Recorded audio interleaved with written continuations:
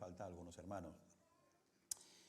Bien, como veis, Mañana de Gloria es el último apartado, aunque está dividido en algunas sesiones, así que no temáis que no pretendo darlas todas en el mismo día, ni mucho menos, pero sí comenzar con la lectura que normalmente solemos tomar cuando llega el domingo de resurrección, que es Lucas capítulo 24. Voy a leer los versículos del 1 al 12.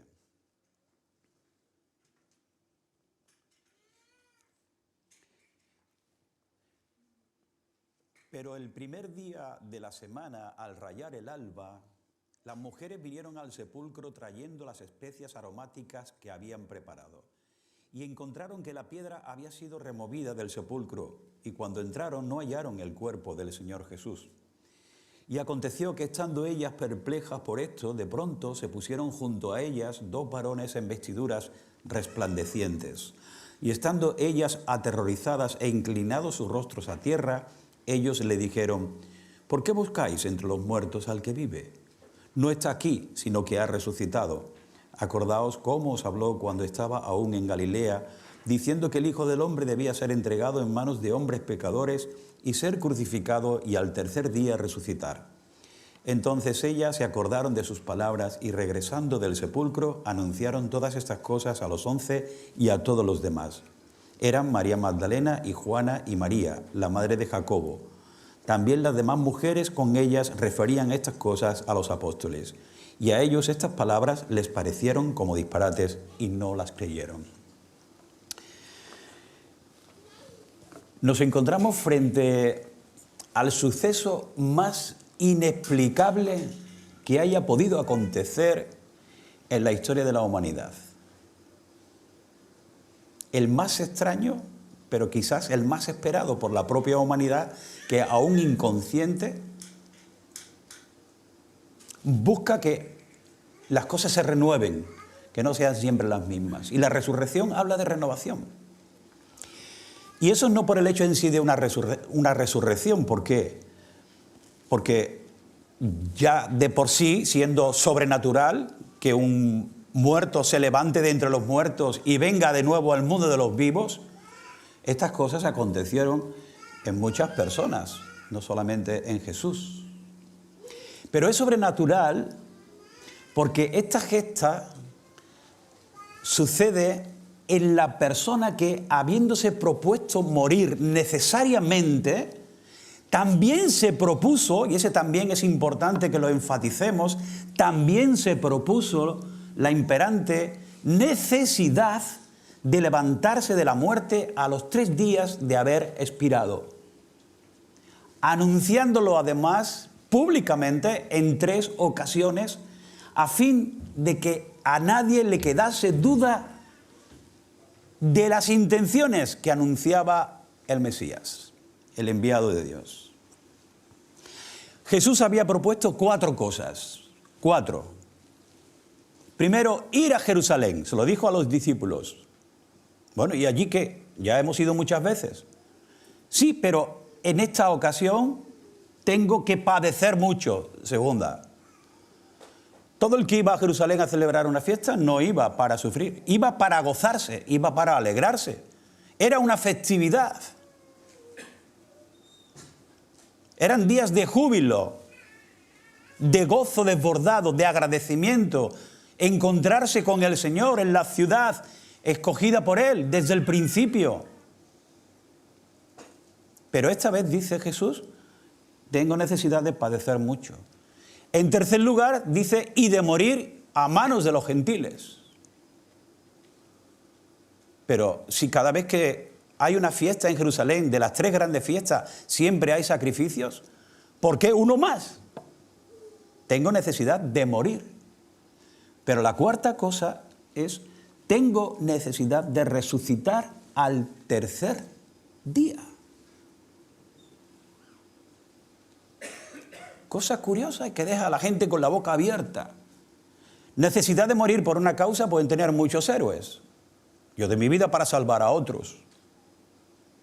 Ayer o antes de ayer leía la intentona de hazaña de una mujer que vio que su hijo pequeño de 6 años no estaba con ella y al salir de casa vio que había 4 perros encima de él, mordiéndole, y ella acudió rápidamente en ayuda de su hijo y se puso encima de su hijo, del cuerpo de su hijo. Y los perros le mordieron a ella, de tal manera que después tuvo que pasar por el hospital. Puso su vida para salvar la del hijo. La noticia es que el hijo murió antes de entrar al hospital. Eso ocurrió ayer en Estados Unidos, en un lugar de Estados Unidos. Y ella estuvo en el hospital, pero su afán era exponer su vida para salvar otra vida. Alguien podría intentar llevar a cabo las 3 primeras cosas. Por ejemplo, esta mañana ya a última hora, yo sabía que había ocurrido en alguna ocasión, pero busqué en Google, que en Google se encuentra de todo menos dinero, y por fin encontré una de las veces de esas noticias raras que nos llegan a nosotros, de gente rara. Por ejemplo, esto está dado en La Vanguardia con fecha 22 del 8 del 21 del año pasado. Pero no es el único caso. Un pastor de iglesia, muere tras enterrarse vivo al intentar emular a Jesús y resucitar al tercer día. Es correcta la noticia, lo he copiado. Lo peor de la muerte del religioso Jaime Sacara, de tan solo 22 años, es que habría sido totalmente evitable. Viene tras un desafío que se había planteado el pastor, que quería demostrar a sus feligreses que tenía la capacidad para emular la resurrección de Jesucristo. Para ello pidió que le enterraran vivo en el suelo con la orden de desenterrarlo 3 días más tarde, 72 horas, y poder demostrar que como Jesús de Nazaret resucitaría. Tremenda, ¿no? Cuando llegaron las 72 horas, inmediatamente fueron a desenterrar el cuerpo de este hombre joven y ya no hubo manera de sacarlo a flote. Ya había fallecido. 72 horas enterrado. Alguien podría intentar llevar a cabo, como Jesús, las 3 primeras cosas. Pero la cuarta, evidentemente, no se puede llevar a cabo si no es Dios mismo el que la hace. Jesús podía haber dicho: yo voy a Jerusalén, voy a padecer, me van a azotar, me van a escupir, luego me van a matar, y todo eso lo podía haber hecho perfectamente. Pero la cuarta cosa, si no es Dios quien interviene, nadie puede hacerla. Así que Jesús había dicho eso. Poner de acuerdo a los discípulos y a las mujeres sobre una supuesta muerte de Jesús hubiese sido tan fácil, muy fácil. Evidentemente, se da a conocer a todo el grupo y todo el mundo se pone de acuerdo para decir lo mismo. Las 3 primeras cosas lo hubiesen hecho. Pero habría sido imposible convencer a sus enemigos y convencer a los verdugos de Jesús de lo contrario, de la cuarta cosa, que sería muy improbable si no es Dios quien hubiese intervenido. Y vamos a ver las lecturas de los evangelios. ¿Qué dicen los evangelistas a cuenta de esos testimonios? Entresacamos algunos testimonios. Dice primero Juan 19, 31 al 34. Los judíos entonces, como era el día de la preparación para la Pascua, a fin de que los cuerpos no se quedaran en la cruz el día de reposo, porque ese día de reposo era muy solemne, pidieron a Pilato que les quebraran las piernas y se los llevaran. Fueron pues los soldados y quebraron las piernas del primero y también las del otro que había sido crucificado con Jesús. Pero cuando llegaron a Jesús, como vieron que ya estaba muerto, no le quebraron las piernas, pero uno de los soldados le traspasó el costado con una lanza y al momento salió sangre y agua. Este es el primer testimonio que encontramos de Juan el Evangelista, que estuvo presente todo el tiempo de la crucifixión. El segundo testimonio es de Mateo capítulo 15, versículo 42 al 46. Dice así: no me importa poner la lectura aquí, yo ya sé que la conocéis, ¿vale? No os trato como ignorante, pero me gusta que al tiempo que la leo, la podéis vosotros leer también en silencio. La lectura de la Biblia nunca estorbo yo, pero nunca la Biblia.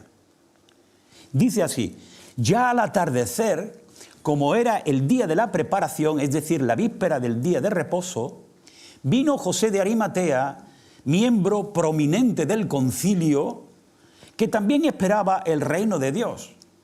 Y llenándose de valor, entró a donde estaba Pilato y le pidió el cuerpo de Jesús. Pilato, claro, lógico, se sorprendió de que ya hubiera muerto.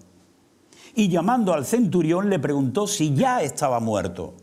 Y comprobando esto, que ya estaba muerto, por medio del centurión, le concedió el cuerpo a José, quien compró un lienzo de lino y bajándole de la cruz le envolvió en el lienzo de lino y le puso en un sepulcro que había sido excavado en la roca e hizo rodar una piedra a la entrada del sepulcro. Vamos, tercer testimonio. Esto está en Juan 19, 39, 40. Y Nicodemo, recordáis que en Juan 3 ya se le cita, que era un sabio judío que buscó a Jesús de noche para no sentir quizás vergüenza y persecución por parte de sus compatriotas y colegas. Dice, y Nicodemo, el que había antes venido a Jesús de noche, vino también trayendo una mezcla de mirra y áloe como de 100 libras. Entonces tomaron el cuerpo de Jesús y lo envolvieron en telas de lino con las especias aromáticas, como es costumbre sepultar entre los judíos. Quiero decir que esto se hizo no por ser especial, sino porque era costumbre hacerlo así, por eso lo he subrayado. Era costumbre hacerlo así. A mí me da la impresión de que esto era una clara señal de incredulidad de la resurrección. Después encontraremos algunos detalles. Pero eso le pasó a las mujeres y también le pasó a los discípulos. Todos sabían perfectamente que Jesús había dicho en público y en privado que iba a resucitar al tercer día, pero el tercer día estaba todo el mundo escondido, dando vueltas para que no los encontraran, ¿no? Por lo menos los 12 desaparecieron. Cuarto testimonio.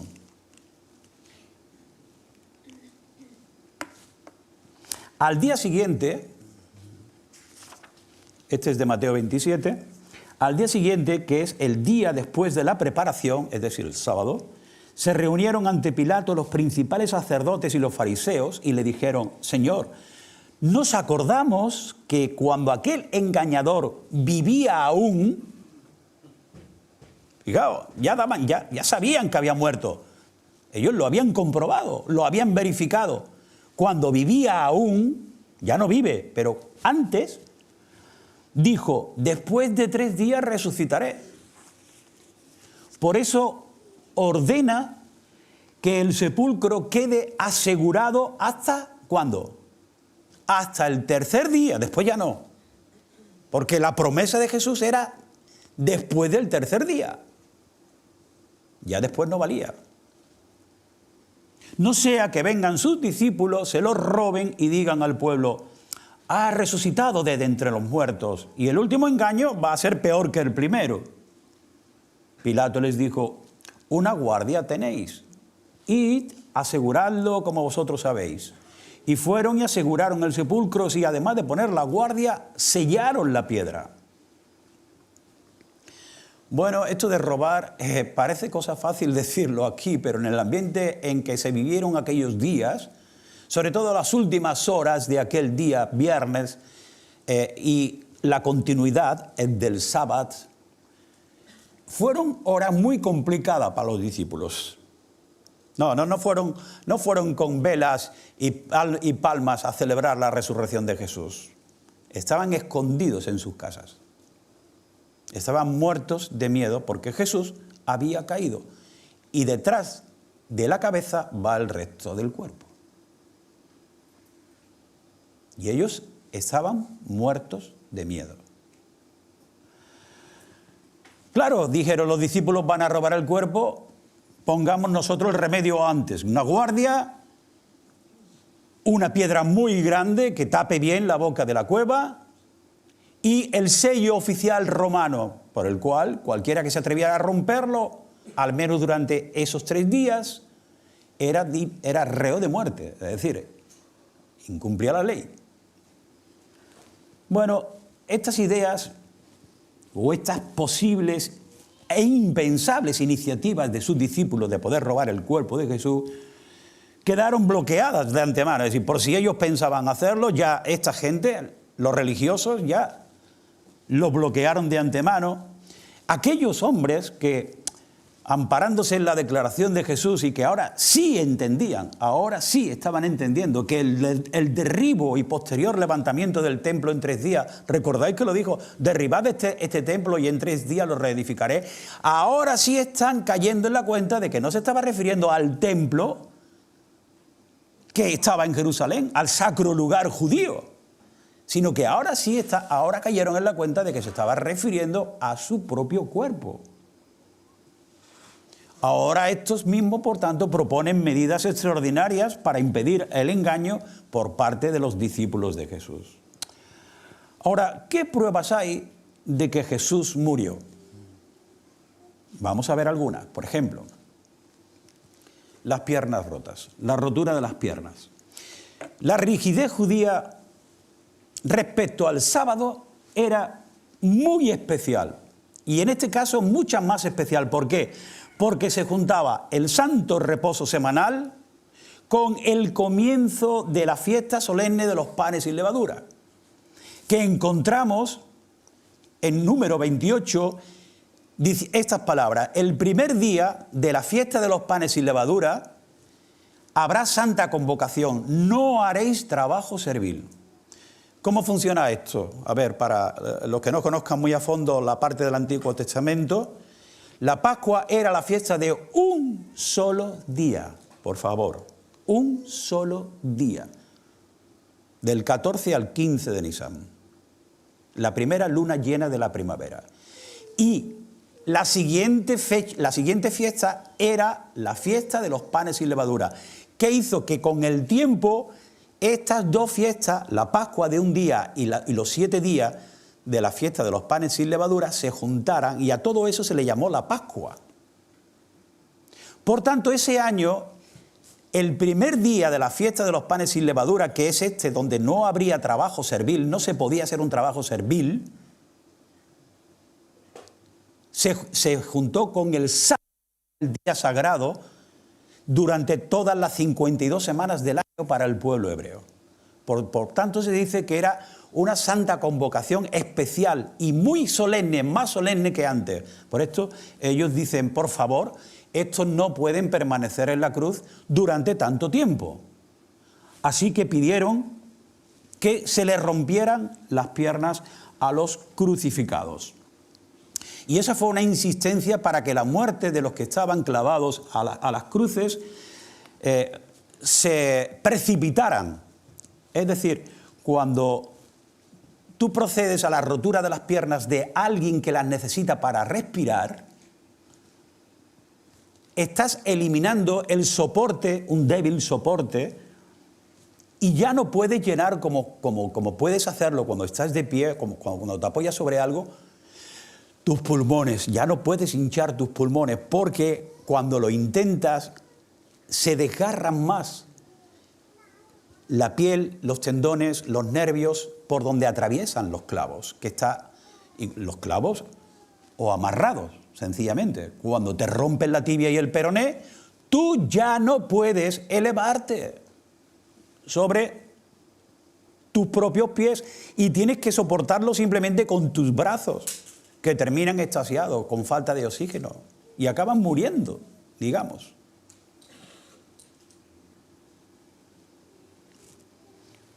Así que si rompen las piernas, inevitablemente la muerte de un crucificado, el momento de la muerte se acortaba enormemente. Podían durar bastantes días en la cruz, mientras hubiese soporte. Pero en este día, como era las 3 de la tarde cuando Jesús murió, aproximadamente la hora novena, y el día sábado, comienza a las 6 de la tarde, tenían poco tiempo para que los presos murieran, o sea, los que estaban colgados pudieran morir, y en el caso de Jesús fuese quitado de la cruz y llevado a la tumba. Muy poco tiempo, 3 horas. Porque llegada a las 6 de la tarde, ya no se podía hacer ningún trabajo servil. Así que entiendo que el grupo apostólico comió la cena pascual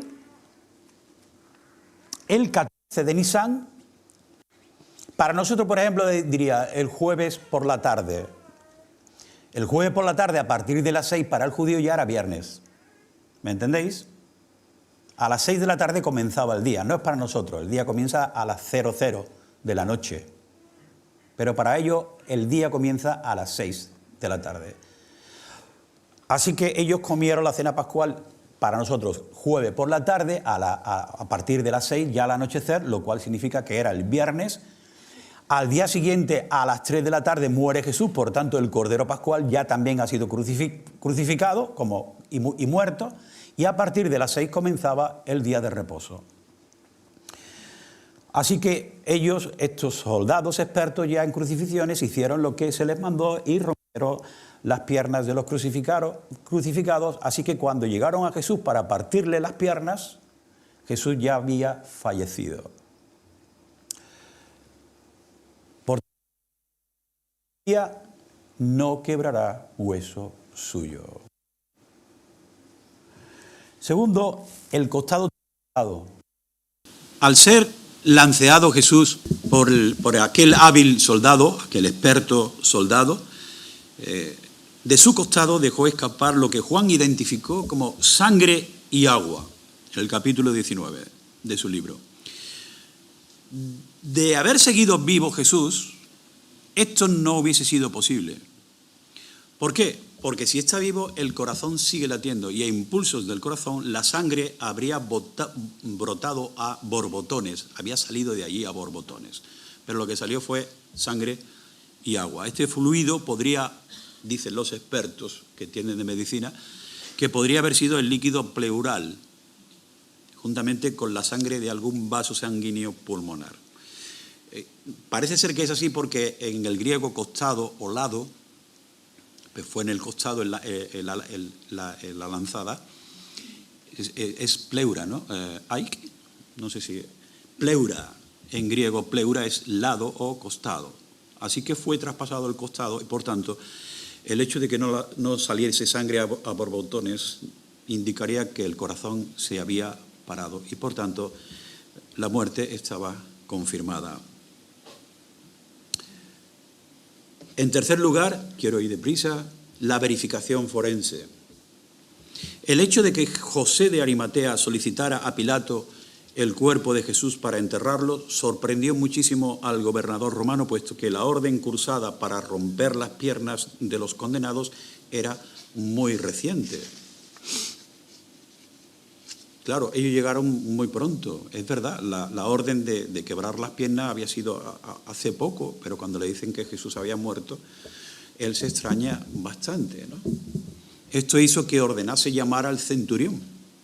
Llama al centurión, el encargado de todo el proceso de la crucifixión, para que él pudiera dar fe, como forense, digamos, comprobando la veracidad de todo el informe que le dio el propio José de Arimatea, que fue el que se presentó delante de él para pedirle el cuerpo de Jesús y sepultarlo en su propia sepultura, en la que él había hecho o adquirido para el día que muriese. Así que Pilato no dudó en entregarle el cuerpo de Jesús a José de Arimatea. Y quizás, cínicamente, yo creo que hasta se alegraría Pilato de que por fin se había quitado un peso de encima, porque lo pasó muy mal durante todo aquel proceso, sabiendo que era inocente, lo mandó a crucificar. Bueno, pues ya está terminado.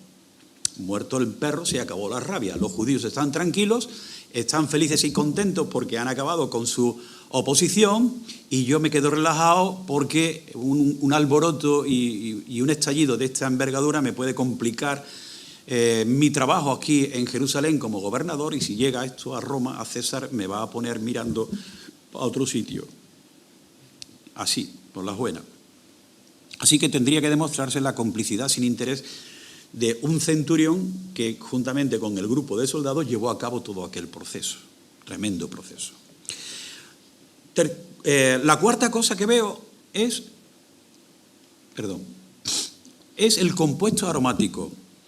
Bueno, enrollar el cuerpo de un moribundo en los lienzos impregnados con más de 100 libras, que son casi 32 kilos, según dice Juan 19, y de un compuesto de áloe y mirra. Áloe y mirra, me he puesto por aquí a pensar, a mirar, la mirra, ¿qué es? Mirra es una resina olorosa en el tratamiento de cadáveres, en especial para embalsamar. Yo creo que ya se siguen usando otros métodos, pero en aquel tiempo, al menos en Oriente Medio, se usaba este tipo de cosas.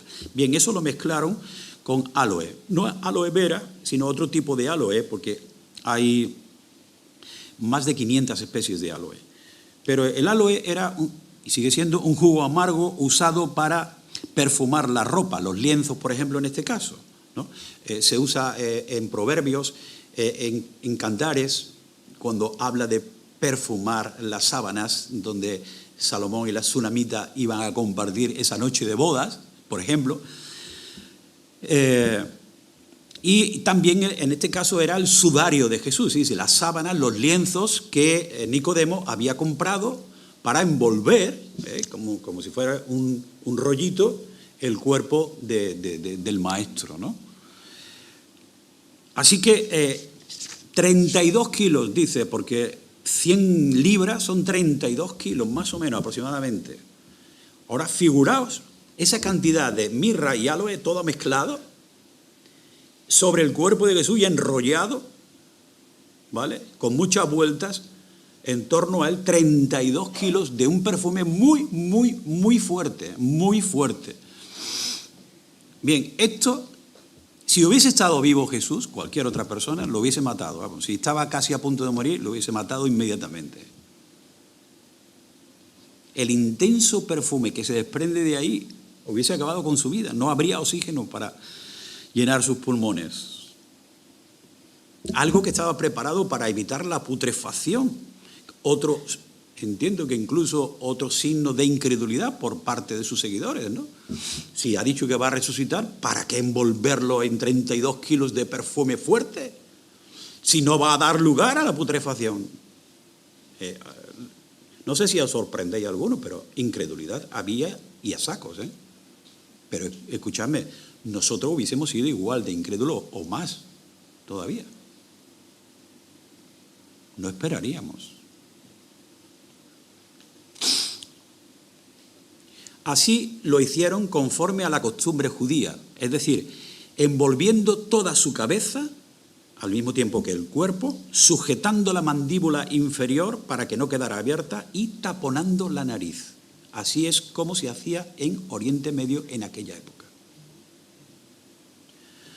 No sé si a vosotros parece que sería una evidencia de que Jesús murió. Pero había más cosas, la guardia, el sello y la piedra. La petición a Pilato por parte de los principales sacerdotes de poner una guardia para su custodia y sellar la tumba no estuvo motivada por supuestos indicios de que los discípulos merodearían por aquel lugar para propagar después un inexistente poder sobrenatural. ¿Por qué? Porque la escasa valentía de aquel grupo se había disipado la noche anterior. Si estando vivo Jesús, ellos huyeron despavoridos del huerto cuando Jesús se dejó apresar, imaginaos con Jesús muerto, ¿dónde estaba la valentía del grupo? Ya no existía.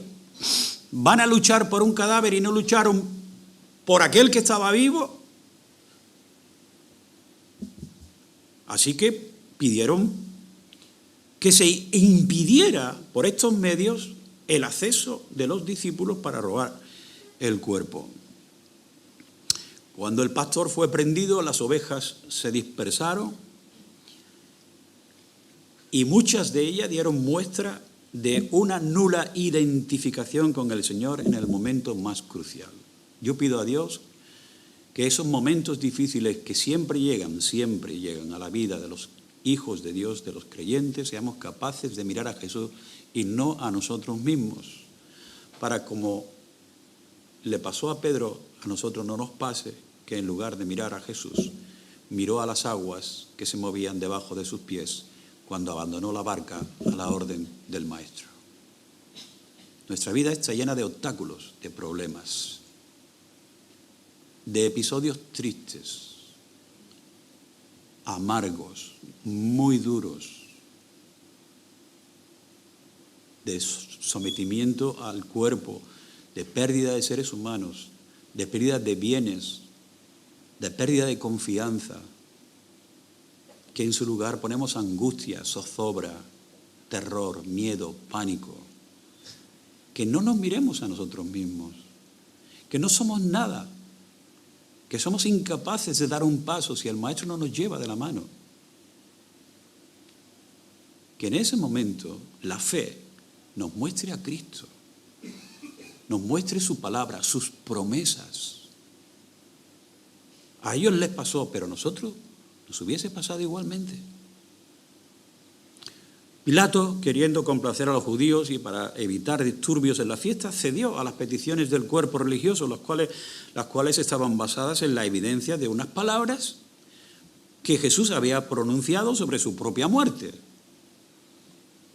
Y de aquellas palabras testificaron, como vemos, los religiosos, ¿no? Cuando aquel engañador aún vivía, dijeron, Cuando aún aquel engañador vivía, él dijo: después de 3 días resucitaré. ¿Lo dijo o no lo dijo? Sí, lo dijo. Pues pon ahí, no vayan a venir los discípulos, roben el cuerpo y después diga, ¿resucitó o no resucitó? No, ¿pero dónde está? No se sabe. A pesar de que la idea de escapar o hurtar el cadáver le pareciera imposible, el gobernador romano dio permiso para que procedieran tal y como le habían pedido, siendo testigos de que nadie, aparte de ellos, nadie intervino en el proceso, resultando extraño, muy extraño, que la petición fuese hasta el 3er día. Es verdad, a mí me resulta extraño también. ¿Por qué hasta el 3er día? ¿Por qué no 2 semanas o 1 mes? ¿Por qué hasta el 3er día? Pues muy sencillo, porque si la guardia se retira al 3er día después de ese momento, sin que se produzca nada anormal, después nadie debería tomarse en serio lo de una resurrección. Todo estaba bien atado. Claro. ¿Qué dijo al 3er día? Si al 3er día no ha resucitado, la guardia se puede ir a donde quiera. Ya no hace falta. Claro. Si ahora aparece alguien diciendo, no, pero es que no era el 3er, era el 5º, era el 6º, ya no vale. Él dijo al 3er. Así que el 3er día la guardia desaparecería de allí. Cosa que casi se produce, pero no llegó. ¿Por qué? Porque Jesús resucitó dentro del tiempo, justo dentro del tiempo. Otras cosas son que se apareciera a las mujeres en un momento determinado, pero ya había pasado tiempo desde que resucitó. Cuando llegaron allí, como hemos leído en Lucas 24, que dijeron, ¿habéis quién nos remueve las piedras? O sea, esperaban todavía que Jesús estuviera allí dentro. Pero es que el 3er día comienza pronto. Así que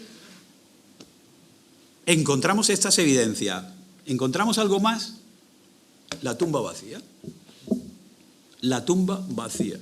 Después de haber sido enterrado Jesús, aquel sepulcro que había sido cavado en la roca fue taponado con una pesada piedra de quizás más de 1 tonelada. Y puesta de tal manera que habría que echarla a rodar, es decir, una ligera pendiente para que cayera de manera natural sobre la boca del sepulcro. No moverla con los brazos. No se puede mover una piedra de 1000 kilos con los brazos. Para eso estaba hecha redonda. La dejan rodar a la puerta y tapona la puerta. Después, una vez en su sitio, la aseguran con el sello de Roma y una guardia que, bajo la doble vigilancia de los judíos, no iba a dudar en absoluto en aplicar su oficio y disciplina si por allí hubiese aparecido algún asustadizo discípulo haciéndose el encontradizo, ¿no?, con la guardia. No, anda, dando un paseíto por aquí para ver cómo están las cosas. Por si acaso, la guardia fue colocada. Así que en estas circunstancias nadie se atrevería a violar las medidas excepcionales de seguridad. Sumando a esto, evidentemente, la falta de moral de los seguidores de Jesús por todo lo acontecido en las últimas horas, como he dicho antes, y que les mantenía escondidos y miedosos. Escondidos y miedosos. Ahora, esto último quizá no estuviera tanto en la mente de las mujeres. no estaban tan escondidas ni eran tan miedosas. Felicidad, hermanas. Habéis estado relegadas durante muchos siglos. Como mujeres, no como creyentes, como mujeres. También como madres de familia, en muchos casos, por nosotros mismos. Felicidades porque hay ahí un ejemplo de valor, de atrevimiento, incluso a pesar de la incredulidad. Fueron ellas las que se acercaron al lugar donde fue enterrado Jesús, porque ellas lo vieron. Ellas estaban allí. Cuando Jesús murió, ellas estaban al pie de la cruz con Juan. Así que sabían el sitio. Así que no estuvo en la mente de aquella, sino que pasado el día de reposo, María Magdalena, María, la madre de Jacobo y Salomé, compraron especias aromáticas para ir a ungirle. Otra vez el ungimiento, ¿veis? A un muerto. Y muy de mañana, el primer día de la semana, llegaron al sepulcro cuando el sol ya había salido. Bien temprano. Estamos hablando de primavera, pues a las 6 de la mañana o antes ya estaba el sol. Y se decían unas a otras: ¿quién nos removerá la piedra de la entrada al sepulcro? ¿Quién? Ese era el problema. El problema no era quién nos va a remover la piedra, es decir, ¿estará vivo o estará muerto? Ese es el quid de la cuestión. Cuando levantaron los ojos, vieron que la piedra, aunque era sumamente grande, había sido removida. Veo que la preocupación no estaba, por tanto, en si Jesús resucitó o no, ya que llevaban las especias para ungir su cuerpo, sino en la imposibilidad de hallar a alguien tan temprano y con la fuerza y el valor necesarios para desplazar la roca que impedía el paso al lugar donde yacía muerto Jesús. Ellas pensaban que estaba allí, porque la piedra era sumamente grande. O sea, no era una piedra pequeña, un lugar estrecho, no, era una piedra sumamente grande, dice Marcos. Las mujeres vieron disipar sus dudas al llegar, pues, dice, encontraron que la piedra había sido removida del sepulcro y cuando entraron no hallaron el cuerpo del Señor Jesús. La primera idea quizá fue pensar que otros se habían anticipado a lo que hizo que ellas, por ejemplo, entrasen para poder llevar a cabo su propósito de ungir el cuerpo. La visión de la tumba sin cuerpo les paralizó. Nos dice la escritura de Lucas 24, y aconteció que estando ellas perplejas por esto que estaban viendo, de pronto se pusieron junto a ellas dos varones en vestiduras resplandecientes. La presencia de aquellos dos desconocidos las sobrepasó en su incredulidad y las paralizó de terror, preguntándose estos dos hombres jóvenes a continuación. Hicieron la gran pregunta, ¿no? Y la gran pregunta sigue siendo hoy también la misma, la más importante. La gran pregunta: ¿por qué buscáis entre los muertos al que vive? Esa es la gran pregunta, hermanos y hermanas queridos. La gran pregunta sigue siendo esa en el siglo XXI. ¿Por qué buscamos entre los muertos al que vive? Aquel lugar no era el idóneo para encontrarse con un ser vivo. Revivimos tantas veces la misma actitud de estas mujeres. ¿Cuántos mensajes de vida, cuántos mensajes de esperanza llegan a nuestros oídos? No sé si a nuestro corazón, pero sí seguro a nuestros oídos. Y sin embargo, seguimos manteniendo una actitud negativa, incrédula y ausente de esperanza ante los encontronazos de la vida. Pero ante una gran pregunta que hay, una gran respuesta. No está aquí, sino que ha resucitado. Yo no sé si hay mensaje más hermoso que este en toda la Biblia. Gracias a Dios que ese mensaje lo hemos leído 1.000.000 de veces y lo seguimos teniendo presente. No está aquí. Ha resucitado. Si no hubiese sido así, deberíamos estar llorando, acongojados y muertos de terror, Porque si no hay resurrección de Cristo, tampoco habrá resurrección de los seres humanos como nosotros. Porque Cristo resucitó. Nuestra fe ya no es vana. Y ese mensaje ha de repetirse una y otra vez. Fijaos lo que le siguieron diciendo. Acordaos, le dijeron aquellos dos ángeles. Acordaos. ¿De qué debemos acordarnos? Pues mira, muy sencillo. Acordaos cómo os habló cuando estaba aún en Galilea. Acordaos. Diciendo que el Hijo del Hombre debía ser entregado en manos de pecadores y ser crucificados y al tercer día resucitar. Acordaos, acordaos. Qué bueno es no sufrir de amnesia. Acordaos, traed a vuestra memoria, donde debería estar permanentemente anclada esa frase. No está aquí. Ha resucitado, lo dijo Él, lo dijo Él.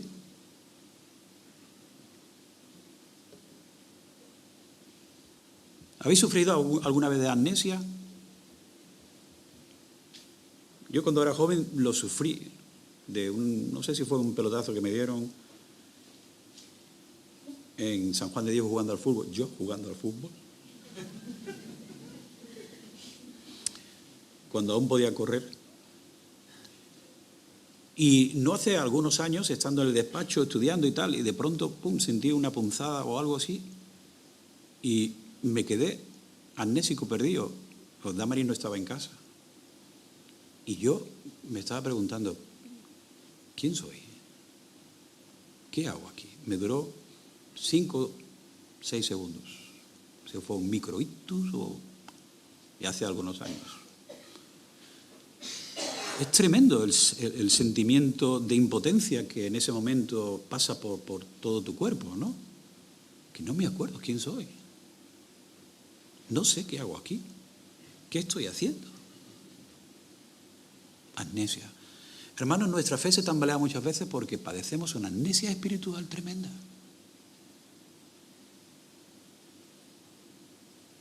Convertimos la resurrección de Jesús en un domingo, simple. El domingo de resurrección. Pero es que la resurrección es vida. No vida cualquiera.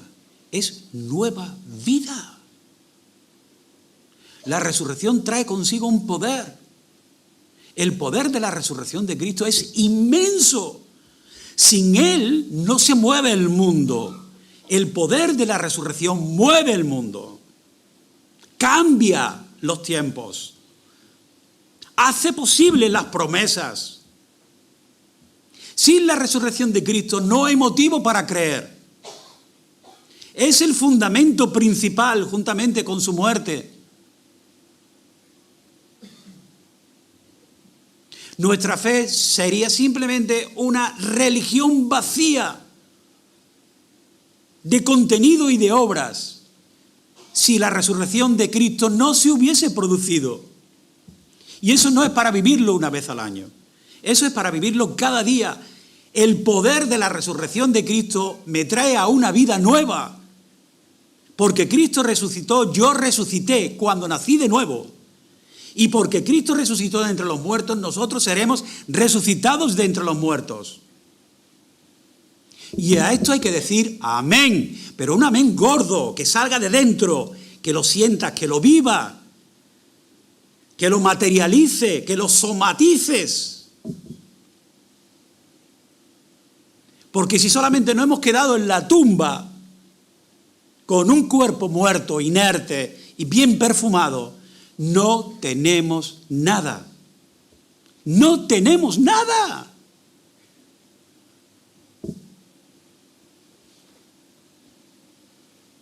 Como dicen los entrenadores de fútbol cuando van primero en la liga, no hemos ganado nada. Todavía falta la segunda vuelta. Es verdad. Tenemos la muerte de Cristo y la celebramos todos los domingos. Pero celebremos su resurrección, porque eso significa que todo lo que Dios es y prometió se llevará a efecto, porque sin Cristo no hay mundo, no hay vida, no hay poder. Es imposible, es el que mantiene todo esto. Por Él subsisten las cosas y si Cristo murió, ya no hay quien sostenga este universo. No merece la pena. Significarían muchas cosas, ya lo dejaremos para otro momento.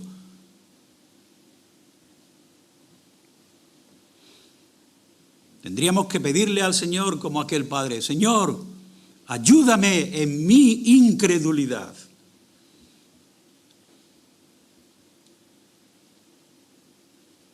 Las mujeres huyeron del sepulcro porque un gran temblor y espanto se había apoderado de ellas y no dijeron nada a nadie. ¿Por qué? Porque tenían miedo, dice el evangelista Marcos.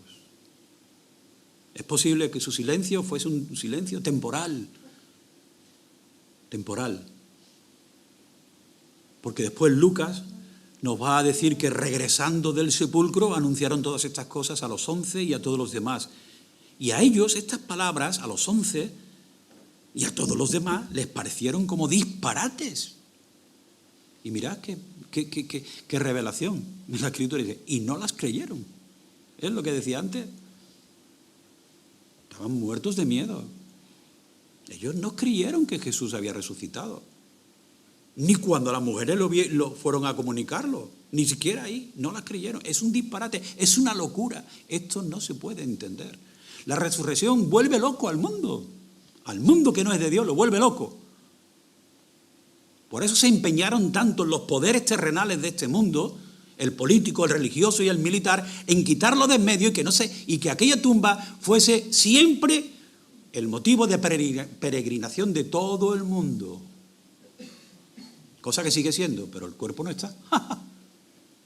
O tú vas a ver la tumba de Elvis Presley en Memphis, el cuerpo de Elvis Presley está ahí. Que quiten la lápida. Embalsamado y todo lo que tú quieras. Pero cuando llegas al sepulcro, supuestamente el lugar donde fue sepultado Jesús en Jerusalén, quitad lo que hay allí, veréis cómo no hay nada. No hay nada. Gracias a Dios. Gracias a Dios. Hermanos, que el poder de la resurrección de Cristo nos invada, nos posea, nos domine, nos subyugue de amor, de admiración, de agradecimiento.